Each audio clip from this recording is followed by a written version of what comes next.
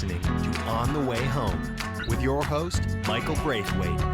Well, hello again, friends of the On the Way Home podcast. I am your host, Michael Braithwaite from Blue Door. If you're listening for the first time, thank you. If you are an ongoing listener, thank you so much for your support.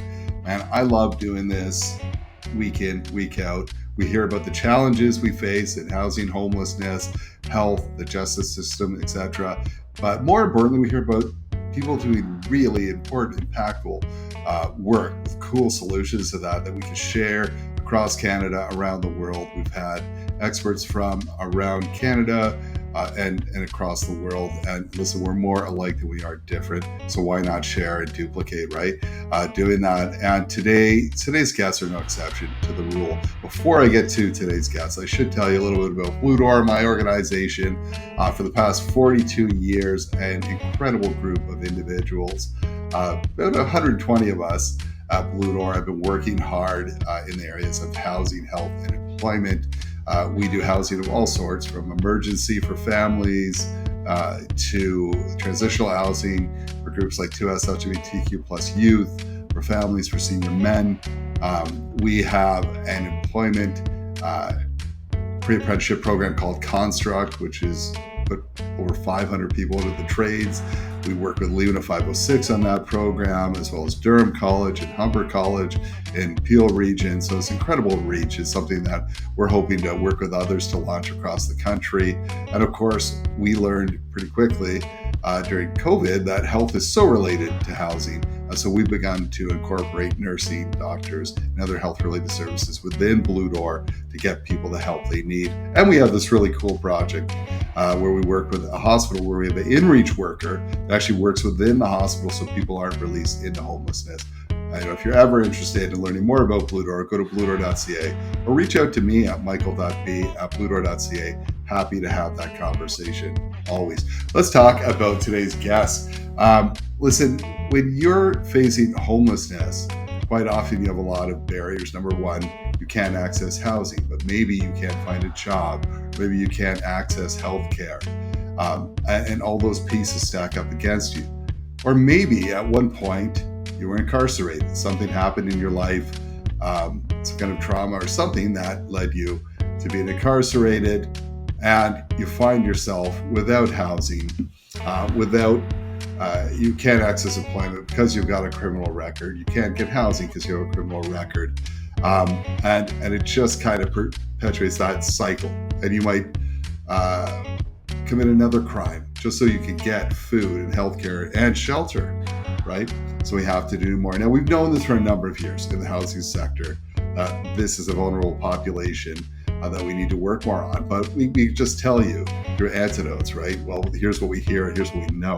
But the John Howard Society of Ontario has recently stepped up, worked with the Homeless Hub, the Canadian Observatory on Homelessness, and they did this massive report that took 3 years. It is called Locked Up, Locked Out, the Revolving Door of Homelessness and Ontario's Justice System. And it demonstrates how the justice system's involvement is a leading cause and result of housing loss in Ontario. And so we're joined today on the show by Reza and Safiyah from the John Howard Society of Ontario. We learned about their journey into this work.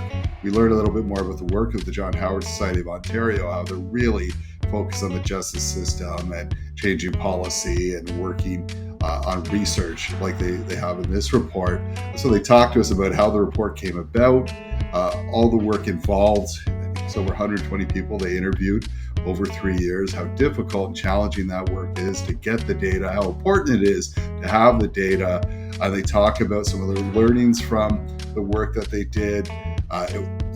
Some surprises, probably didn't surprise them, but it would surprise you and surprise me a little bit.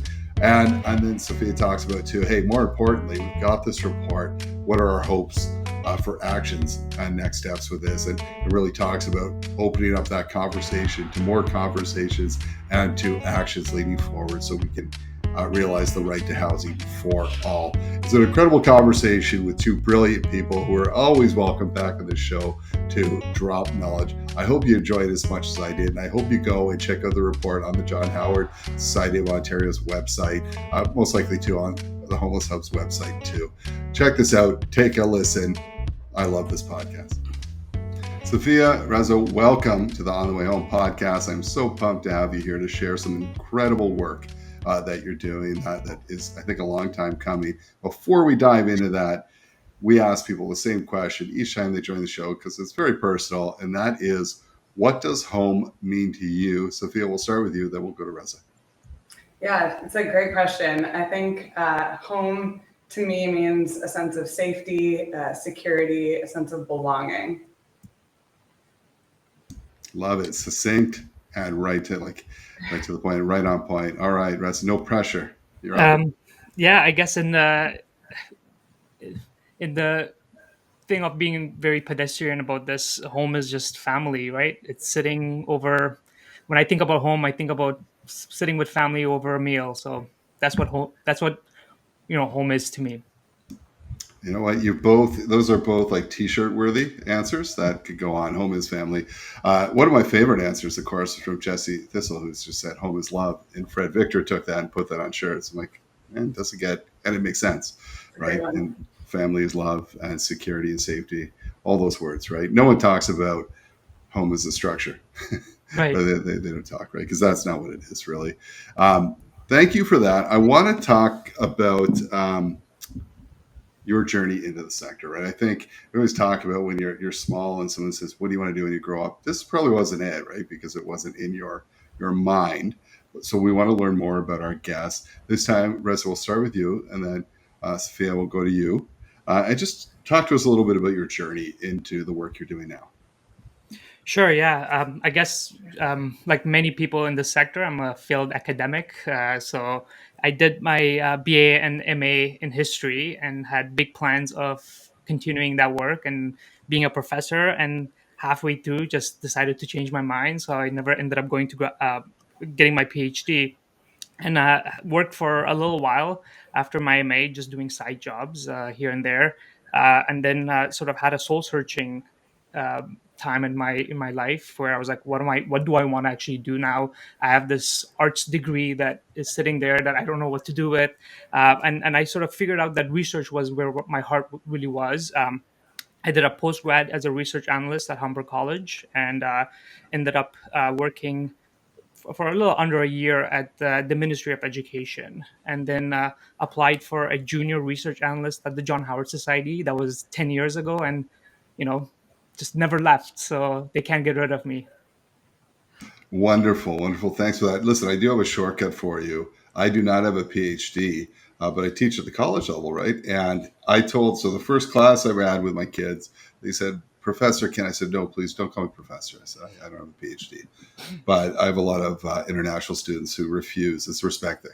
They're like, "Okay, we hear you, professor." No, don't. So I just lost the battle. So if you want to be called a professor without a PhD, realize your dream. I'm sure we'd love to have your talents at the college level, for sure. That's a bit of a hack, a quick hack to becoming a professor. Safiyah, what about your journey? Well, I have a law background, so I went to law school, but I'm a retired lawyer, as I took from one of my colleagues. I left the law game pretty early on and sort of entered into policy. And I had this interest always in the criminal justice system, sort of looking at some of the challenges within the system, some of the sort of root causes of entering the system, and was really interested in that. And I found law is such a powerful tool to be able to enact change, but so is policy work, kind of looking at a more systems level. And so I was lucky enough to get an opportunity and learn about the John Howard Society of Ontario while I was in law school with an internship, and then came back a few years later after I had sort of completed my studies with an opportunity to work in policy for the organization. And similar to Reza, I just have not left. It's been over 5 years now, and I love the work. I love that we continue to grow, and it's a great opportunity to look at some of the issues I've been so interested in over the years. Well, I mean, I think both of you, it speaks to your passion for this, right? I mean, as you've probably seen from a lot of colleagues, that kind of loyalty to an organization is very rare these days, right? People move around quicker, but for John Howard Society of Ontario to have you both attached is incredible. And let's talk about that. Let's talk. Tell me a little bit more for people who might not know. They might be familiar with John Howard Society because it's been around so long in their local community. But let's talk about what role does John Howard Society of Ontario play? And I'm going to throw it to you. I don't know who wants to start. Reza or Safiyah, you guys had to choose. Just educate our listeners a little bit about the John Howard Society of Ontario. Sure, I can jump in on this. So we're a provincial organization. Our mission statement is driving for effective, just, and humane responses to crime and its causes, and that sort of sums it up nicely. But we do applied research, we do policy development, public education, government relations, and sort of evaluation of local office programs. And really the way we put all of that together to try and develop solutions to address issues in the criminal justice system and social justice space. And we're also part of a network of John Howards. So across the province, there are John Howard societies in different communities that provide services and programs to people that might be impacted by the justice system, but also other community members that are in need of social services. So we are really grounded by those offices and the work that they do, and to make sure that all the work we do at the provincial office is relevant and applicable to clients across the province. I mean, it's brilliant, right? I think of all these individual agencies that are doing great grassroots work, but if they were ever to try and do the pieces you talked about, it'd be off the corner of their desk, and you just really need to put experts like yourself and Reza into those positions to do it, right? To do the research, to do the policy work. And let's talk about policy work. I mean, if you don't change policy, you're just kind of spinning your wheels, right? I always talk about, we actually had, so we have a government relations consultant we hired, and there's a bit of, a reporter said, you hired a lobbyist. And it's like a bad word, right? Because what a lobbyist is in the U.S. is a lot different than it is in Canada. And I said, of course. So we're looking to change policy, and I can't do that off the corner of my desk. I need someone who's really going to drive that, right? And I think my quote to him was, homelessness started as a result of bad policy, and the only way to fix it moving forward is to change that policy, right? And you're doing that work. You're working on that, and you've seen it. I mean, John Howard has been around for how long? I mean, I don't mean to catch you out. This is not a trick question. Let's just say a long time, right? Over 90. Yeah. Over right? 90 years, yeah. Yeah, 90 years, right? In different communities, etc. That's incredible, and well established, and thankfully in the legacy and the changes that you've made. Today, we want to talk about one of those pieces that you've been working on that's just kind of come out.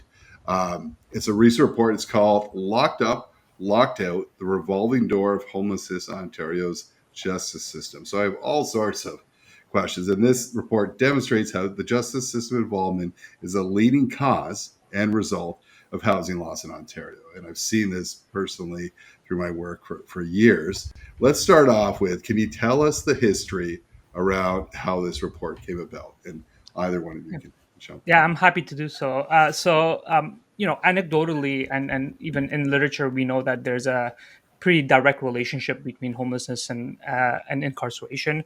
Michael, you know that from your work as well. But one thing that we always ran into is when we would have these discussions with folks, they would always ask, how close is that relationship? How many people are coming out of the system incarcerated? And we had no empirical data. There's very a dearth of research on the subject in a Canadian context. So we're always sort of speaking anecdotally. Like, yes, there's a close relationship. That's what the literature says. That's what we hear from our clients. But we couldn't really point to any stats. So we partnered with the Canadian Observatory on Homelessness and the Social Research and Demonstration Corporation to launch a research project. And we had an opportunity through the Canadian Housing and Mortgage Corporation, which released research and planning funding, rare opportunity to work on just directly on research. Those opportunities are sort of very rare in the industry. So we had an opportunity. We applied for funding to do, find whatever data, information, and research that we could to answer some of these questions about, what's the scale of the issue, specifically in Ontario. So we received the funding, and we the first step was what data is available. Like, can we point to any large data set? And the only thing that we found was the data that is the no fixed address data. So essentially, at the Ministry of Solicitor General, that's responsible for the correctional institutions in Ontario. So these are individuals that are in corrections for 2 years or less. So they're responsible for collecting data at admissions. So they collect at admissions when somebody's coming into a correctional institution. They ask, do you have a fixed address? And when a person says no, that's sort of a catch-all for homelessness. That could be anything from the person's couch surfing, was in a shelter, living on the street, and they ask that question. So it's an imperfect data set. It's only done. It's when we received the data, so we FOI'd the data and we looked at 15 years worth of data.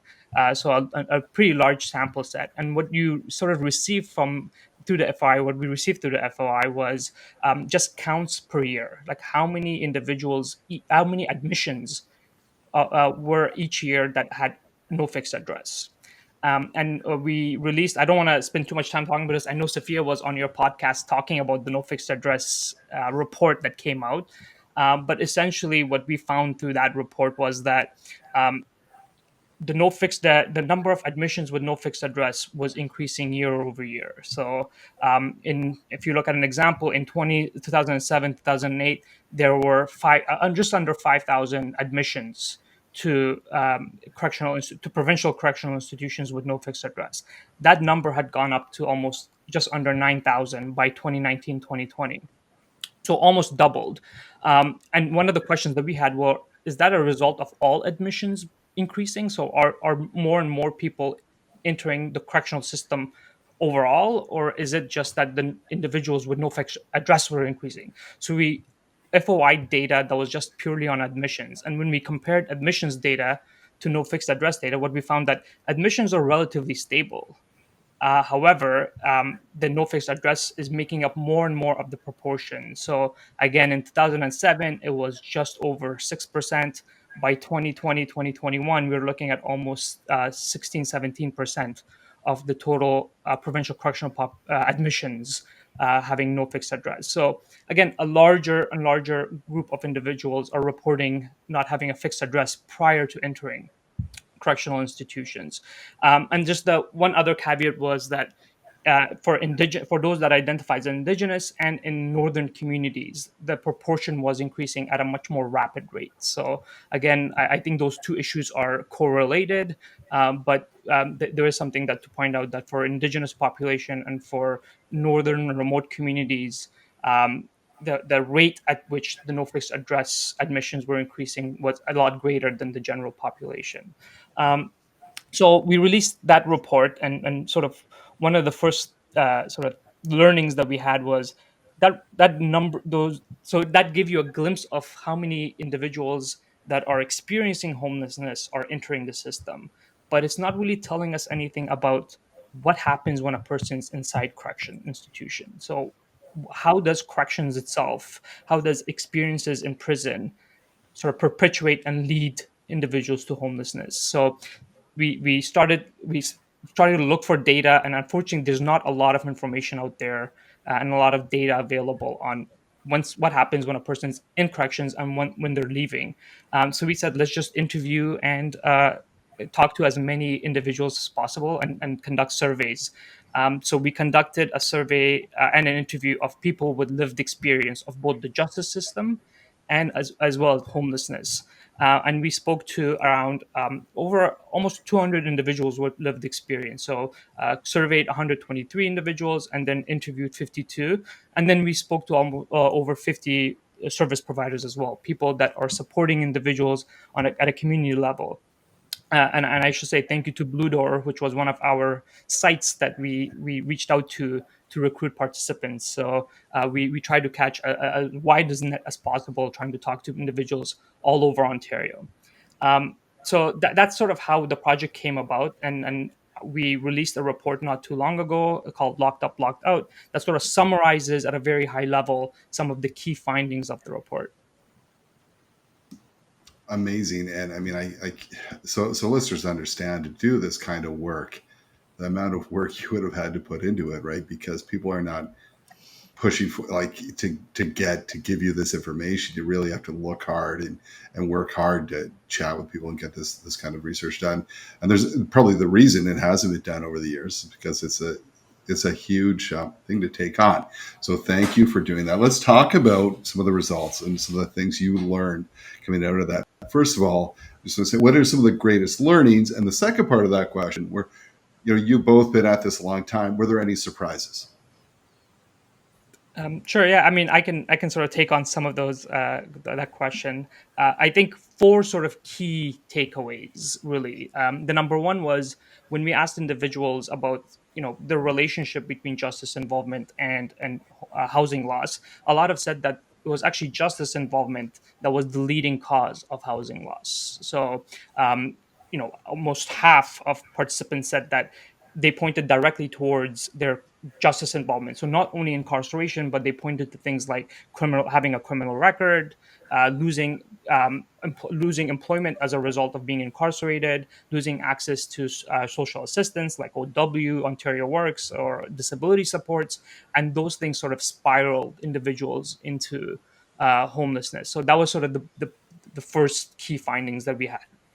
The second key finding was that incarceration, in particular, really perpetuates and keeps individuals homeless. And one of the things that we asked participants was, where did you live before your most recent period of incarceration? And about 40% said that they had their own place. So they either owned a home, rented, and that number had decreased to 20% by the end of once they left incarceration. So you can see that a significant number of individuals actually lost housing while they were incarcerated, and then that continued 6 months and 12 months post incarceration. So many of them were still homeless or experiencing homelessness 6 months to 12 months post incarceration. So again, incarceration itself was a leading cause of perpetuating homelessness. The third sort of key takeaways was this: the lack of discharge or release planning that happens at correctional settings.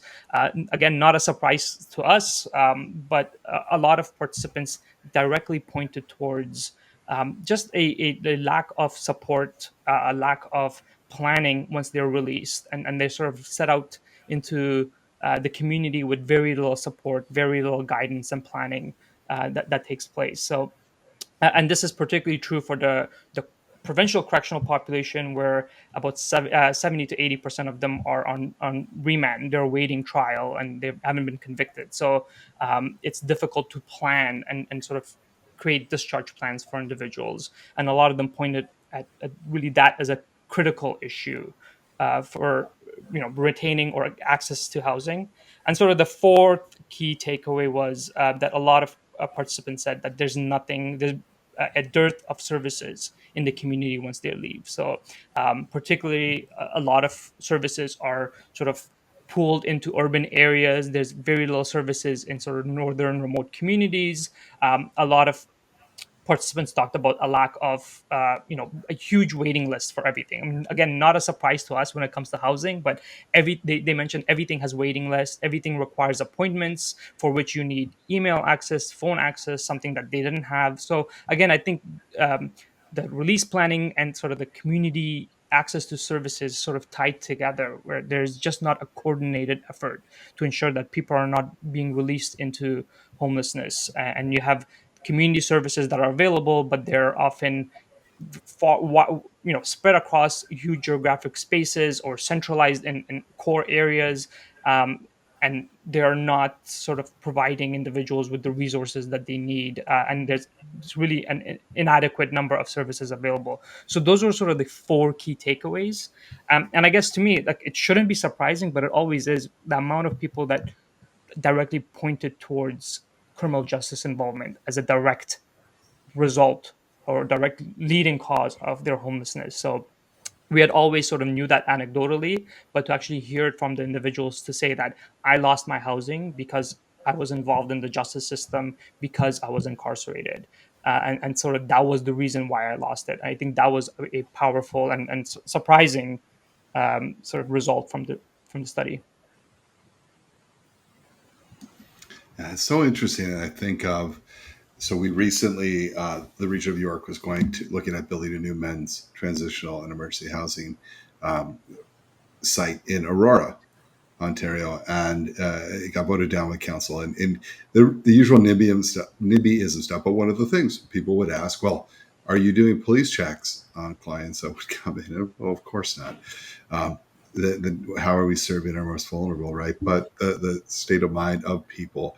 I think people also have to understand when you're like incarceration can be anything from a first time you're 18 years old, you go out, you get in a bar fight, maybe to earn a living, you're a great salesperson, maybe just selling something not legal, you get caught and you make a mistake and you do that. And I think of how the whole cycle when you come out and you want that fresh start, but then you can't get housing because you can't get a job because of your record. And so what is that? It forces you back into kind of a life that you might repeat again, right? That crime, because you're not able to get shelter. You're not able to get a job that will provide food and shelter and all the necessities of life. The deck is kind of stacked against you. So not surprised. I mean, always disappointing to hear.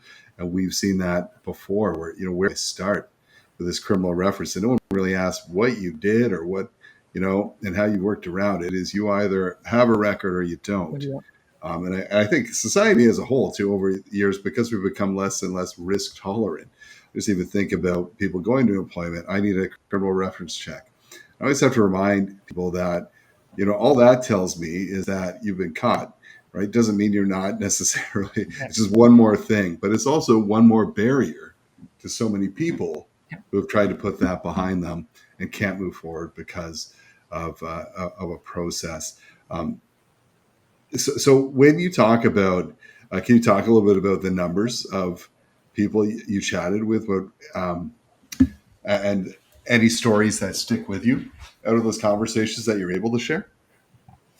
Yeah, absolutely. I think so. We spoke to, surveyed 123 individuals, and interviewed over just under 60. And one of the things that I always say is like these interviews and surveys, they take a lot of time. And you mentioned it before. We spent about 3 years doing the entire project. That includes sort of some of the NFA as well as the locked up and locked out report. And the hardest and the most challenging part was doing the interviews, and took the most amount of time. Very difficult to sort of create appointments. Again, like individuals are at incredible states when they're released, so it's difficult to find time and sort of manage interview schedules. And it took us about a year and a half to just do those surveys and interviews. And some of the stories that we hear oftentimes is that people are just stuck in a cycle. A lot of times they talk about it, not even a cycle, but almost as a spiral, that they get into the system because they're homeless, because they're experiencing homelessness. And that experience in the system itself sort of drives you even deeper into homelessness. And then that experience of homelessness drives you deeper into the justice system, into incarceration, to the point where they can't see a light at the end of the tunnel. They can no longer get themselves, so it entrenches you further and further into the system itself. On our report, we tried to some of these interviews lasted an hour and a half, 2 hours, and people gave a lot of personal detailed information, and we try to be conscious of that, and provided as many quotes and sort of in their own words in the report itself. And one of the things that stood out to me when we were doing the interviews is somebody saying that they're just always on a list. It's a perpetual waiting list that they exist in. They're on a list to get food. They're on a waiting list to get ID. They're on a waiting list to get housing, to get clothing, and it just becomes that their life is just waiting. And they're applying to all of these lists, but they're just waiting for something to turn their lives around. So a lot of folks talked about just being lost when they're released, and that there is a lack of the social navigation. There's a lack of them understanding who to go to for help. And we always say that even quote unquote short stays in incarceration sort of turns your life upside down. You lose a lot of the, not only do you lose employment, do you lose your access to social assistance, but you lose sort of a lot of your family and your social supports. So when people are released, it's just that, they're starting all over again. And every time it happens to them, they feel like they're start life all over again, and they have to learn everything. They have to sort of make all of those connections again. So a lot of folks talked about things like that when we spoke to them. Sophia, do you have anything to add? I feel like we're leaving you out of this conversation. I know you're a brilliant person who's always got something to add. Not to put you on the spot, but No, I think I'm eager to sort of talk about some of the next steps and recommendations here, which I'm happy to outline. But I think, yeah, as Reza said, there's so many stories, and you hear about people who are just caught up in this cycle. Folks that might be dealing with homelessness, they might interact with the criminal justice system sort of as a result of that homelessness, and then they're spit back out to now they have a criminal record, and it's even harder to get housing. And a lot of people also, we live in Canada, it's freezing cold for much of the year, and there are people who, and out of desperation, will commit crimes because they know that will get them a roof over their head and some food for a little bit. And that really shows, I think, just the failings of the current system, and the fact that we really need to get people sheltered and in housing in order to sort of break that cycle, because it's a costly one from a human perspective, from a financial perspective. so interesting you mentioned that. And I know I talked too much probably about Jesse Thistle, but his story too of being a young Indigenous man who did exactly what he talked about. He was going to lose his leg, I think he said, for his ankle, and he couldn't get the medical care he needed. So he robbed a 7-Eleven knowing full well he would be caught. And he said, I was going to heal. I had two goals. Number one, I knew I'd get the medical attention. Number two, I'd get sober. I wouldn't have access, right? And both those things happened. Learned to read why he was incarcerated, right? And then came out and from 6 years, went from entry to university to getting his PhD. Incredible, right?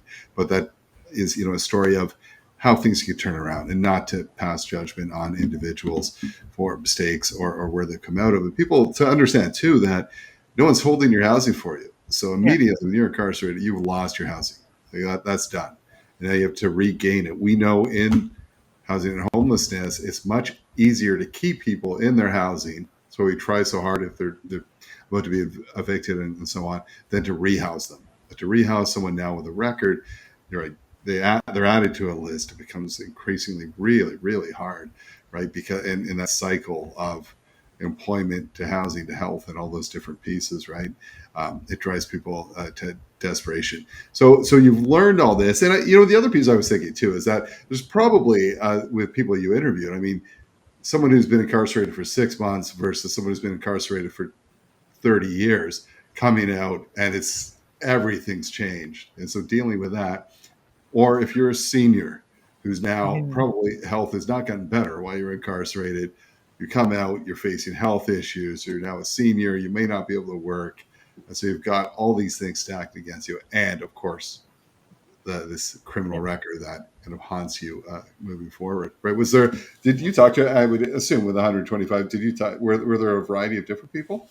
Yeah, so we talked to individuals that had served time in both provincial and federal correctional institutions. So some had spent time, and the vast majority had spent time in both systems. Right. So there's it just shows that individuals sort of cycle in and out of the system. A lot of times, the vast majority of our participants also had, this wasn't a one-time thing. They had experienced incarceration multiple times, starting when they were very young, all the way to sort of when they were doing the surveys. So yeah, I mean, the key thing was that the experience of leaving corrections and while they were in the corrections was the same.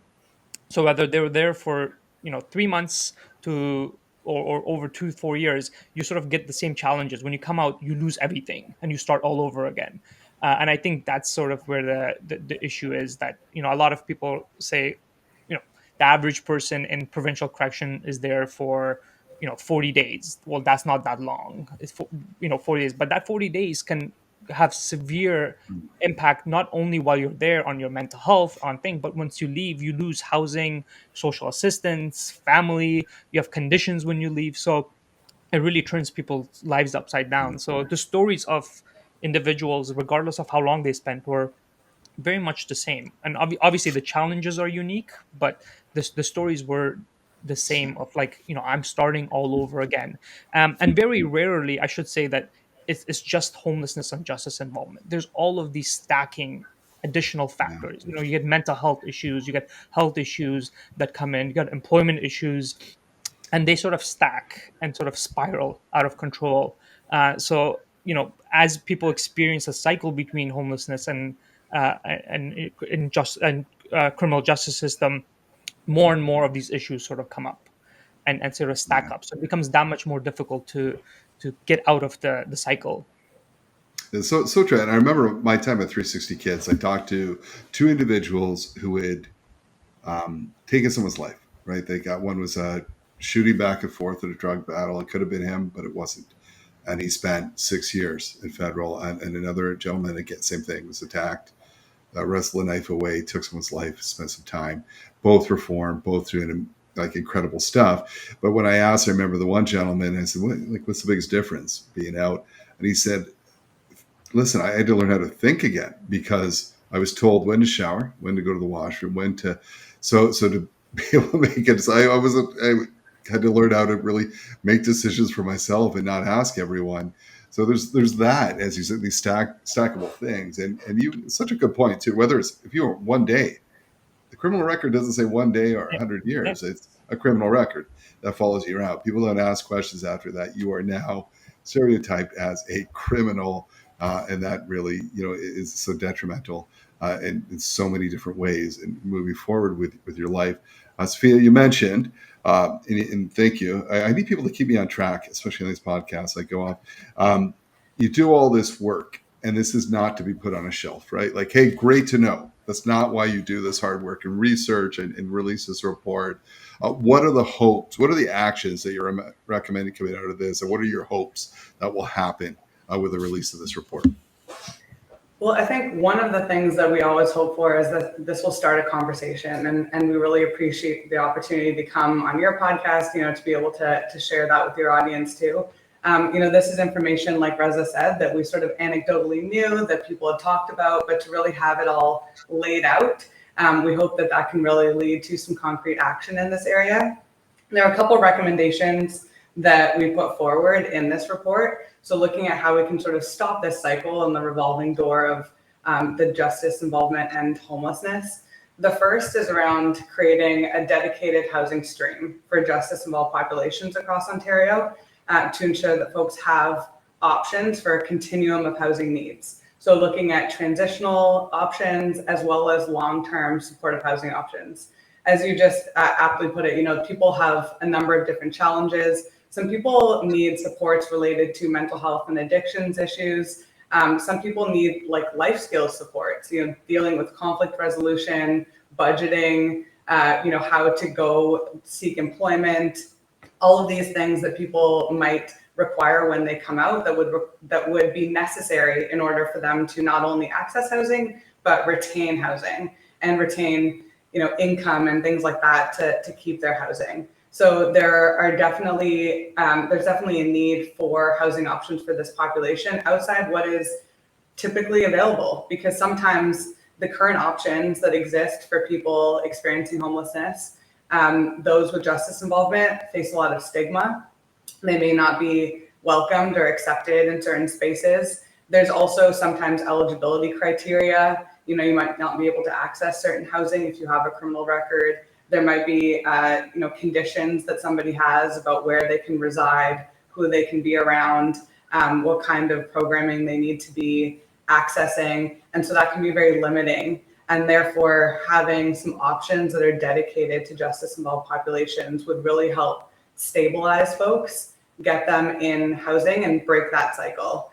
We hear often, time and time again, when we're talking to folks, asking them what broke the cycle for you, what stopped that revolving door of justice system involvement and homelessness. and it was getting into housing that gave them access to those wraparound supports, to people that understood what they had gone through and that could stabilize them and help set them on a path forward.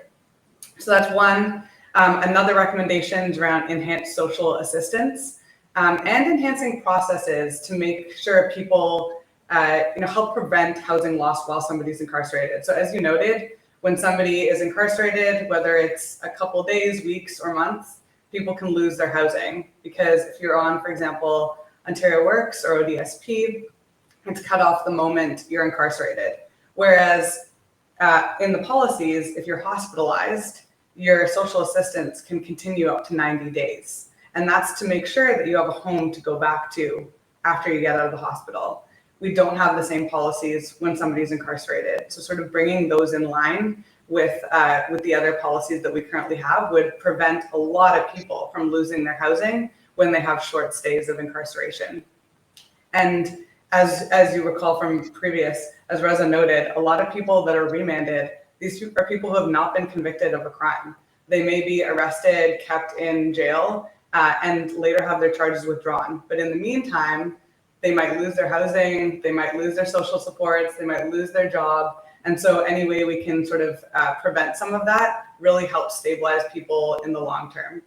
And then the last one I'll just sort of highlight is around investments in community-based reintegration and system navigation services.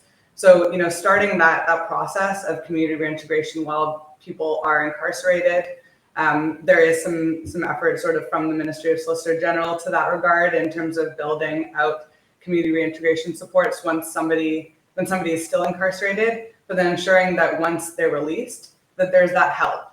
A lot of people talked about not knowing where to turn, not knowing where to start, how to fill out all these applications. You have to go to knock on 10 different doors to get the supports and services you need. And that can be really daunting, really overwhelming, and really lead to a lack of success in this area. So having navigation supports, a worker that can assist them with all the different things that they need to do upon release to be successful would help increase positive outcomes, make sure people can access the housing supports that they need and the other wraparound services that might benefit them.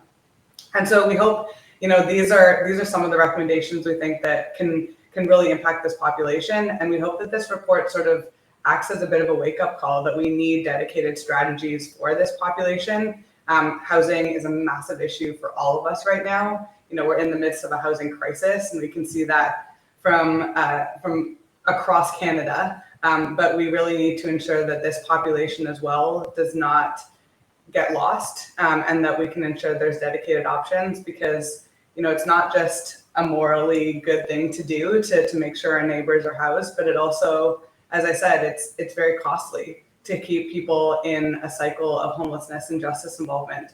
It's much more cost efficient to give people community housing that they need with supports rather than have them in jail and prison.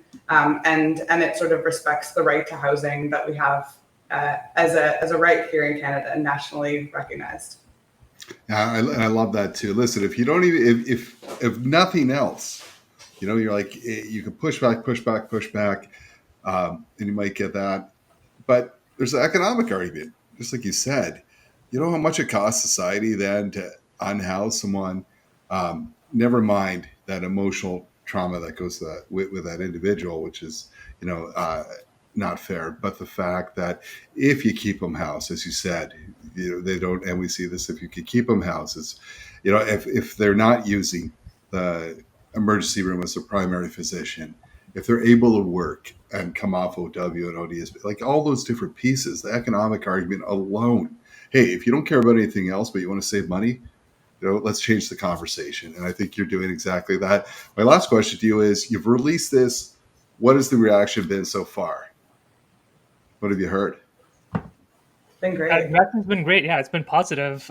So we've a bunch of, we've received requests from multiple different levels of government, media. There's been media coverage. It's been great. I should say that it's, this is, we collected so much data in process of this project that, we think that this is just the beginning of a series of reports coming in. We want to really delve into the data, look at respondents that were based on gender, respondents based on and we had a pretty large contingent of respondents that were Indigenous. So we want to release reports specific to those populations as well, and continue to sort of push the envelope and really make sure that it's part of the conversation. We rarely have a report that's just released and we don't talk about it afterwards. So it's part of our knowledge mobilization dedication that to continue to release and have these conversations. I'll add too, I think this topic of housing, like I said, because we're in the midst of a housing crisis, I think it's on folks' radar. And this issue, how homelessness intersects with the criminal justice system is becoming more of a live issue for people, kind of seeing that play out, especially post-COVID. A lot of areas that didn't really have sort of a visible homelessness issue now do. And then we're seeing how that intersects with mental health, with the drug toxicity crisis, with the justice system. And so I think people are really looking for solutions and trying to see how we can address these issues. And so this provides an opportunity to sort of look at a different part of the picture and ensure that, like you said, this is part of the conversation when we look at greater housing strategies to ensure that we're looking more holistically at all the different people that might be affected and how we can ensure better outcomes for us all. Well, listen, just from this conversation, my mind's already racing how I can work with the John Howard Society of York Region. We've launched Housing for All Land Trust in York Region, where we would work with John Howard to provide some scattered sites so that when someone is released, there's housing that's deeply affordable. And it's up to John Howard who goes, how long, how it's managed, right?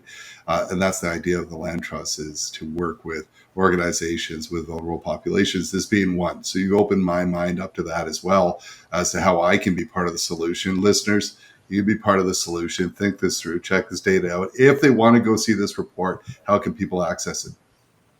It's available on our website, johnhoward.owen.ca. They can follow us on Twitter, on LinkedIn, JHS Ontario. And we are constantly releasing sort of reports and data on these issues. So I would encourage listeners to visit our website. Yes, and your partners with the Homeless Hub. I mean, listen, any scrap of data that has been done around this, that's where I always start, right? You look at the Homeless Hub and they've done it all, and so it's such a great partnership. And I encourage listeners, check this out. And I think, Reza, you said it like this, I had a student ask me in my class yesterday, how do you start? You've got a name, Blue Door's name, you can get covered. How do you start? I said, we talked about things like pilots and opening the door and proving. Now, I think this is a much larger conversation, but this report has kicked open that door to a larger conversation, to more conversations that hopefully will lead to action, right, moving forward. And you've done just that. So I look forward to hearing more and more about this as you kind of look at different segments and break it through. But congratulations and thank you for doing the work that was needed. You're so right. I mean, anytime you say, here's a problem, the question usually is, where's the data? Like, prove it. Show me the data. The longest time was on homelessness numbers. Well, how many? Before I actually acknowledge or, and you're right. And you're saying, well, here's what I've heard. Now it's, here's what I know. Here's the data. And that's important. So thank you for doing this impactful and important work and for sharing it with us. I think we could continue this conversation. Whenever you do the awesome work you're doing, you're welcome back on the show. Safiyah, you're close to, a few more and you'll be part of the 5-Timers Club. I would love that. Please, right? Yeah. You get one of these special jackets, and that's very exciting, Michael. There's very few, but you're always welcome back because you do incredible work, and I think our listeners definitely are appreciative of that. So thank you for doing this. Check out the report and share it widely. Thank you so much, both.